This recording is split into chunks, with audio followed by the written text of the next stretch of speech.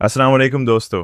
आज हम एक ऐसे मौजू पर बात करने जा रहे हैं जिसके बारे में बहुत से नौजवान परेशान रहते हैं, लेकिन खुलकर सवाल नहीं करते। क्या आप खुद को पहले की निस्बत ज़्यादा थका हुआ महसूस करते हैं? क्या आपके अंदर पहले जैसी तवानाई और जोश बाकी नहीं रहा? क्या आपको लगता है कि आपके एतमाद में कमी आ गई है? क्या आप मुस्तकबिल के बारे में गैर ज़रूरी परेशानी और खौफ का शिकार रहते हैं?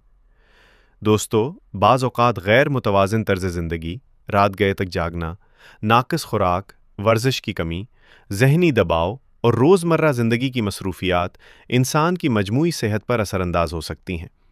बहुत से नौजवान इन मसाइल की वजह जानने के बजाय सिर्फ परेशान होते रहते हैं। अगर आप खुद को हर वक्त थका हुआ महसूस करते हैं, अगर आपके एतमाद में कमी आ गई है, अगर आप अपनी रोज़मर्रा ज़िंदगी को पहले की तरह एंजॉय नहीं कर पा रहे, तो अब वक्त है कि आप अपनी सेहत पर तवज्जो दें। अपनी नींद बेहतर बनाएं, रोज़ाना वॉक या वर्जिश को अपनी रूटीन का हिस्सा बनाएं, मुतवाज़िन और ग़िज़ाइयत से भरपूर खुराक इस्तेमाल करें, ज़्यादा पानी पिएं और ज़हनी दबाव को कम करने की कोशिश करें। इसके साथ साथ बहुत से लोग अपनी फ़िटनेस और सेहतमंद तर्ज़ ज़िंदगी के लिए मुख्तलिफ़ कुदरती ग़िज़ाई अज्जा और हर्बल सप्लीमेंट्स में भी दिलचस्पी रखते हैं।